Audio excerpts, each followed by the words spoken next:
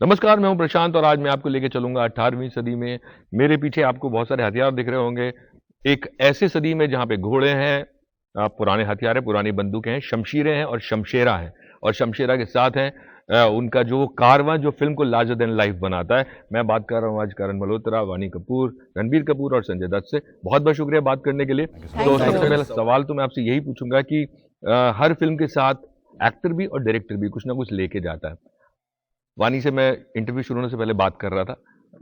हम बात करेंगे, लेकिन मैं आपसे शुरू करूंगा कि आप इस फिल्म के साथ क्या लेके गए बतौर डायरेक्टर, क्या नया एक्सपीरियंस आपको मिला? अब मेरे हिसाब से I graduated as a film maker. Shamshera में जो एक्सपीरियंस हुआ है उस एक्सपीरियंस ने मुझे टेक्निकली इमोशनली और स्ट्रॉन्ग किया है। तो at a personal and a professional level. ऐसा क्यों बोलते हैं आप? क्योंकि शमशेरा में टेक्निकली अगर मैं कहूँ पहले तो कि हमने जो जो चीज़ें शमशेरा में की हैं, जो सीन्स शूट किए हैं, एक्शन किया है, जिस तरह हमने वीएफएक्स की हेल्प ली है दुनिया क्रिएट करने के लिए, वर्ल्ड बनाने के लिए, मेरे लिए इतने बड़े स्केल पे ये सब करना पहली बार था। तो उसमें बहुत बड़ी लर्निंग रही मेरे लिए कि ये हम कैसे अचीव कर सकते हैं और किस हद तक जा सकते हैं। तो मेरा ही मानना है शमशेरा के बाद अब अपनी सोच को रोकने की ज़रूरत नहीं है। आप जितना सोचेंगे उतना आप कर सकते हैं। क्या बात? तो वो एक्सपीरियंस मेरा हुआ है एंड पर्सनली बहुत ही चेरिश्ड एक्सपीरियंस रहा है, क्योंकि जिन लोगों के साथ काम करने का मौका मिला उन्होंने शमशेरा को इस कदर सपोर्ट किया जो मैं कभी सोच भी नहीं सकता था। और आज अगर वो अपनी ग्लोरी में है यहाँ पे और हम बैठ के शमशेरा की बातें कर रहे हैं, वो सब इन लोगों की वजह से है। और लाइटर नोट वो मैं बाद में बात करूंगा, क्योंकि जनरली जब फिल्म में आप लोग काम करते हैं तो सारे एक्टर सपोर्ट ही करते हैं। कोई ऐसा नहीं करता कि आपकी फिल्म प्रमोशन पे हो या फिल्म आने वाली हो तो उसके बारे में बात ना करें या सपोर्ट ना करें। हाँ, लेकिन वानी आपके पास आता हूँ मैं। हम बात कर रहे थे घोड़ों के बारे में। घोड़े ही एक एक्सपीरियंस था या कुछ और भी आप लेके आ रही हैं इस फिल्म आई के बाद? थिंक घोड़ा का experience was just one part, like a chapter for Sona, the character that I play. बहुत कुछ सीखा है। आई थिंक उसका एटीट्यूड, उसकी अदा, उसका सुर जो है फिल्म में वो वानी से बहुत अलग है। तो मेरे एक अलग तरह to tap into your emotions, have a different body language, have a different attitude, you know, for a character became very exciting for me. And ये सब करण के जो नज़रिए से जो सोना है उसके नज़रिए से प्ले किया गया है। So I had a very different experience to anything that I have done in the past in terms of the characters I portrayed. तो मेरे लिए बहुत ही अलग था, and like how Karan also said, for me it's only enriching because I'm getting to work with the Ranbir, I'm getting to work with the Sanjay, I'm getting to work with Karan, I'm getting to work with such amazing talented people every day on set. For me it's only enriching because you know, एक वो होता है silent observation. आप जितना set पर सीख सकते हो उतना आप किसी फिल्म स्कूल में भी नहीं शायद सिखाते। तो मेरे लिए बहुत ही how do I say, like I'm proud of the fact that I and privileged. Privileged, okay? Hindi में अच्छा, I feel privileged. Good. Ranbir sir, मैं तो रोज अपना तन मन बदन सब लेकर पहुंच जाता था सर। एक खुली किताब जैसे कि लिखो मेरे पे जो कुछ लिखना है आपको। एंड करण रोज लिखता था, कभी पेंसिल से, कभी पेन से, कभी धूल से, कभी ऐसा इंक फेंकता था। बट आई थिंक जो मैं ज़्यादातर लेकर गया हूँ इस फिल्म से, इस फिल्म के अनुभव से, वो है कन्विक्शन। कि आप कई बार आपके करियर में ऐसी फिल्में आती हैं जहाँ ज़्यादातर आपकी कन्विक्शन आपको आपका सहारा बन जाती है। एंड मैंने ऐसी किस्म की फिल्म नहीं की है, ऐसे किरदार नहीं निभाए। तो कन्विक्शन एक ऐसी चीज़ है जो करण मल्होत्रा ने बहुत बहुत दिया है मुझे इस फिल्म के ज़रिए। आप तो लेजेंड है, आपको मैं क्या बोलूँ, बट फिर भी आपने इतना कुछ ले लिया होगा अब तक फिल्मों में, फिर भी इस फिल्म के बारे में पूछो तो। नहीं, देखिए, हर एक्टर जो भी हो, जितना भी साल हो, हर फिल्म में उसको कुछ ना कुछ सीखने को मिलता ज़रूर है। और अगर जिस दिन एक्टर ने बोल दिया मैं सब सीख गया हूँ तो ख़त्म बात हो गई। तो हम लोग को हर फिल्म में सीखना ही पड़ता है इतने सालों के बाद भी। तो क्या है कि ऐसा किरदार मैंने कभी किया नहीं था, शुद्ध सिंह जैसा। तो ये भी मुझे सीखने को मिला है कि एक शुद्ध सिंह जो एकदम कनाइविंग, झूठ बोलने वाला आदमी और एक डेंजरस किस्म का आदमी, जो अग्निपथ की तरह नहीं था, कांचा की तरह है, ना ही वो अधीरा की तरह है। तो एक वैसे भी आई थिंक ये फिल्म मैं 2 साल पहले आ चुकी होती थी KGF से, अगर ये टाइम पे आती तो, कोविड नहीं होता तो तो मेरे ख्याल में ये फिल्म में आपने इस तरह का कैरेक्टर पहले किया, लोग कंपेयर कर रहे हैं अधीरा के साथ इसको। नहीं, इसको कंपेयर ही नहीं कर सकते अधीरा के साथ। और ये कैरेक्टर शुद्ध सिंह को पोर्ट्रे करना बहुत मुश्किल था एक्चुअली, क्योंकि और करण का सपोर्ट मुझे बहुत था, और मेरे रणबीर का सपोर्ट भी था बहुत, और वानी का था। तो क्या है कि एक पिक्चर सबको मिल के बनती है, एक आदमी से नहीं बनती। तो ऐसा नहीं है कि क्लाइमैक्स में या जो भी सीन्स थे, रणबीर का सपोर्ट था मेरे साथ, उसके रिएक्शंस थे, so that I could perform better. मैं एक चीज, अब जब फिल्म ट्रेलर देख रहा था तो वो एक शॉट है जिसमें आप हंटर ऐसे करके करते हैं। जी। मेरे दिमाग में ये सवाल है कितने टेक्स में हुआ होगा, क्योंकि वो एक राइट एंगल पे डिग्री पे वो एक ही टेक में ठीक हो गया ना? हाँ, और ऐसे घुमाया मैं आपको एक ट्रिविया देता हूँ, क्योंकि जो संजू सर हंटर तो मार रहे थे, लेकिन जो हंटर रिसीव कर रहा था वो मैं था। और ये इतने डरे हुए थे क्योंकि he just didn't want to hurt me. तो वो करण के पास जाते थे, यार देख ले किसी और को डाल दे, या हंटर छोटा कर ले, मेरे को मारना नहीं है। बट अच्छा खासा पैडिंग था मेरे पीठ पर, but he was so sweet and he was so caring कि उनके माइंड में एक ही बात अटकी थी कि यार इसको लगे नहीं। बट ऐसा क्यों? अगर रणबीर की जगह कोई और होते तो? पर मैं थी, मेरे साथ एक सीन था जहाँ पे मुझे थप्पड़ मारना था, उन्होंने he couldn't even do that, like he didn't want to slap me। और ये हमारी जो मेथड एक्ट्रेस है, ये ठीक है संजू कि सर मार को दो बोल रहे, थप्पड़। नहीं मारो, असल में मारो, मेरा मतलब रिएक्शन प्यार से नेचुरल मारो है। पर मारो। राइट। बट रणबीर, अगर मैं जहन में जो सवाल मुझे आ रहा था कि मैं जब आपके ये इस दौरान सारे टेप देख रहा था, आर के टेप, जी। आपने बोला कि इस तरह के सिनेमा पे आप पले बड़े, हम भी उसी तरह के सिनेमा पे पले बड़े। करण भी अभी ये बोल रहे थे। जब आप खुद को डबल रोल में, लो एंगल्स और वो फिश आई एंगल्स और इन सब में आप देखते हैं, आपको खुद को अपने ऊपर सीटी मारने का मन करता है? मतलब वो फीलिंग तो आती है, अगर आप, मैं ज़्यादातर मॉनिटर देखता नहीं हूँ, लेकिन जब भी करण को एक अच्छा शॉट मिला, ये ऐसा डायरेक्टर है कि वो मतलब सेलिब्रेट करता है, वो ताली मारता है, चिल्लाता है, फिर कभी कभी बोला आज शॉट दे के क्या शॉट दिया है तूने। तो कभी कभी वो फीलिंग आती है, लेकिन डर भी लगता है, क्योंकि डर ये है कि ऑडियंस ने अभी तक मुझे ऐसा देखा नहीं है। तो एज एन एक्टर एक इनसिक्योरिटी कभी कभी होती है कि ये मुझे एक्सेप्ट कर पाएंगे।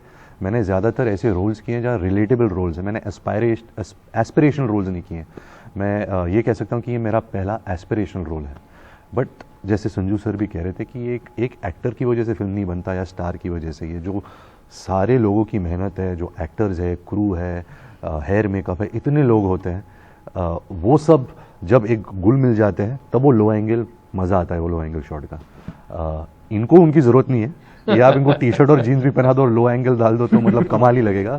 पूरी यूनिट सीटी मारती थी। मुझे याद है हम एक गाना कर रहे थे काले नैना, मैं और वानी लगे थे 4 दिन से नाच रहे। संजू सर सिर्फ आधे दिन के लिए आए, 2 मिनट नाचे वो, और मैं उस वक्त वैन में बैठा था। सडनली मैं सुन रहा हूँ कि तालियां, सीटियां, मतलब क्या हो गया। मेरा जो बॉय है इंदर, वो भाग के आया, अरे संजू बाबा अभी डांस किए, क्या डांस किया उन्होंने। तो मतलब एस्पिरेशन ये है, मुझे पता है मैं वहां तक पहुंच नहीं सकता, लेकिन कोशिश है। नहीं, क्यों नहीं यार, तुम क्या बात कर रहे हैं। देखिए, मैं सब हम जानते हैं कि जब आपने इनका किरदार निभाया था तो आप बिल्कुल पहुंच गए थे। मैं पूछूं आपसे कि उस फिल्म के बाद आप दोनों की बॉन्डिंग क्या हुई है? एक्चुअली मेरी और संजू सर की बॉन्डिंग मेरे पैदा होने के वक्त से शुरू हुई थी। ऐसा नहीं है कि मैंने संजू बायोपिक के दौरान मैं संजू सर से क्लोज़ हुआ, मैं उसके मतलब बचपन से ही क्लोज़ था। जब भी संजू सर अपने फरारी में मेरे घर से गुजरते थे, वो हमेशा पूछते थे रणबीर घर में है, फिर मुझे बाहर बुलाते थे, मुझे एक राउंड के लिए लेके जाते थे। कभी कभी जब मैं उनको बाहर मिलता था, जब मैं कॉलेज में था, और अगर मैं उनको कभी बार में मिला तो हमेशा पूछते तू यहाँ क्या कर रहा है, तूने दारू पी है, घर जा। सो he's always been that father figure, that elder brother to me. So we've always been close, and I think having done the Sanju biopic and now I've acted with him, our bond has just become so solid कि I'm just grateful कि भगवान ने मुझे एक ऐसा इंसान दिया है कि मैं हमेशा ग्रेटफुल रहूँगा इस रिश्ते के लिए। वानी, आपने जैसा कहा, हम बात कर रहे थे कि कुछ नई चीज़ें आप लोग सीखते हैं। इस तरह के टेरेन में जाना, शूट करना, और कुछ ऐसे शॉट्स मैंने देखे थे इसमें एक ब्यूटिफिकेशन भी जो विजुलाइज किया, खासतौर से वो एक पानी वाला जो सीन है, तो वो जो एक एक्ट्रेस को दिखाने का एक तरीका था जो अक्सर यश जी की फिल्मों में होता था। कारण जहन में ये बैनर के अंडर में फिल्म है, ये तो एक बात है ही, लेकिन आप भी अपने फिल्म्स की हीरोइन को उसी तरह से देखते हैं, उसी खूबसूरती के साथ पेश करना चाहते हैं जैसा कि यश जी ने अपनी फिल्मों में करते थे? सर, आपने मुझे मेरी हीरोइनों के लिए लाइफ का सबसे बड़ा कॉम्प्लीमेंट दे दिया, क्योंकि अगर आप कह रहे हैं कि मैंने यश जी की तरह प्रेजेंट किया है वानी को, तो मतलब बिलीव मी, मैं उनके पाँव के छोटी उंगली के बराबर नहीं हूँ। बिकॉज वो जिस तरह से अपनी हीरोइंस को सेलिब्रेट करते थे, जो उनको दर्जा देते थे, अगर हम में से हर कोई फिल्म मेकर वो सीख गया तो उससे कोई बड़ी बात नहीं हो सकती। लेकिन हैविंग सेड दैट, मैं विजुअल एस्थेटिक का बहुत बड़ा बिलीवर हूँ। मेरा ये मानना है कि अगर कोई सिंपल मोमेंट भी हो, उसको विजुअली बहुत खास बनाने की कोशिश की जा सकती है, तो पूरी कोशिश उसी में लगी रहती है। तो अगर हमारा लव सॉन्ग भी था फितूर, जो है वो कहानी को एक ट्रैक से दूसरे ट्रैक में लेके जरूर जाता है, लेकिन मेरा ये मानना है कि उसको आप विजुअली और स्पेशल कर सकते थे, और वही कोशिश की, and fortunately we could achieve that. तो रिएक्शन आज जो फितूर के मिल रहे हैं बहुत इनकरेजिंग मिल रहे हैं। आपको क्या लग रहा है वानी, देखने मैंने के बाद? बहुत कम फिल्म मेकर्स के साथ काम किया, बट मैं डेफिनेटली बोल सकती हूँ कि Karan one of the very few film makers है जो आई थिंक इतना टाइम स्पेंड करते हैं to beautify anything, to beautify. I think हर लड़की चाहती है, वो हर हीरोइन की रेफरेंस होती है यशराज फिल्म की हीरोइन लगना, यश जी की फिल्मों में जैसे हीरोइनें लगती हैं, आपको भी पता है। I think they are always made to look so beyond, and it's not like some physical beauty, just the way the treatment of simple सादगी में भी बहुत खूबसूरत दिखाया जाता है उनको, and the visuals, the locations, the moments, everything, the interaction between a girl and a boy in his films, they are all very special, which I feel I have felt in Karan's film. बहुत, I don't remember, मेरा इतना गाना मैंने नहीं, मुझे पूरे गाने से ही प्यार हो गया। It's not me in isolation, but I feel इतनी मेहनत, कोई भी डायरेक्टर बोल सकता है हाँ ठीक है ये रोमांटिक सीक्वेंस है, इसमें ये डालो, चलो लद्दाख चलते हैं, कैमरा लगाते शूट करके आ जाते हैं, but the kind of efforts that he is put in, वो कहते हैं ना दिल जान लगाकर एफर्ट डाला है कि मैं हर फ्रेम को कैसे खूबसूरत बनाऊं, कैसे और इंटरेस्टिंग बनाऊं, क्रिएटिवली बहुत इनपुट जिस तरह करण देते हैं। I think that's phenomenal. I hope कि ऐसे और भी फिल्म मेकर्स इतना दर्जा दें हर गाने को भी मूवी के। राइट। मैं एक चीज जो आप सबसे पूछना चाहता हूँ कि अभी जब से कोविड के बाद से फिल्में रिलीज होनी शुरू हुई हैं, एक सिनेमा वही है जो वापस लौट के आया है। मैं इसको ये नहीं बोलूंगा कि नया, चाहे हम RRR की बात करें, हम KGF की बात करें, ये इस वक्त में एक अच्छी बात भी है, आपको लग रहा है कि इस तरह का सिनेमा लोग पसंद कर रहे हैं, और दूसरा कहीं नर्वसनेस भी है कि जो ये सिनेमा है एक बार सेट किया है कुछ फिल्मों ने, तो क्या लोग कंपेयर करेंगे? रणवीर सर, आई थिंक ये सिनेमा हमेशा रहा है, नहीं मैं तो बोलता हूँ हमेशा रहा है जी, और ये कभी मरेगा नहीं। हम देखा जाए तो पिछले 20 साल पे जब मुन्ना भाई रिलीज हुई थी, या जब दबंग रिलीज हुई थी, ऐसी फिल्में, फर्स्ट ऑफ ऑल ऐसी फिल्में बनाना सबसे मुश्किल जॉनर है।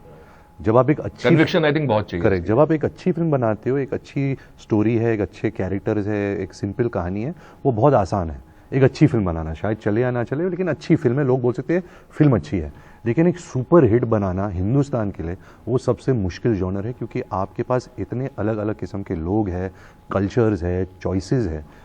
तो ये फिल्म वो ब्रैकेट में आती है कि एक ऐसी फिल्म है जिसका पैलेट बहुत बड़ा है, क्योंकि इसमें बहुत सारी चीज़ें हैं, बहुत सारा इमोशन है।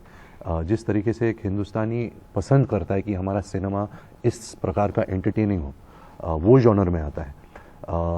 तो आपके सवाल का सही जवाब मेरे पास नहीं है, बट मैं सिर्फ ये कह सकता हूँ कि ये जॉनर का चलना बहुत बहुत मुश्किल है। लेकिन शमशेरा एक ऐसी फिल्म है जो ये जॉनर की है, जो अगर चली तो बहुत चल सकती है। जाते जाते आपसे आखिरी सवाल पूछूंगा, सब लोग आपसे पूछ रहे होंगे, आपने सबको चाचा मामा बनाया, संजय दत्त क्या बनने वाले हैं, चाचा या मामा? गॉडफादर। ठीक है, बहुत बहुत शुक्रिया बात करने के लिए। Thank you.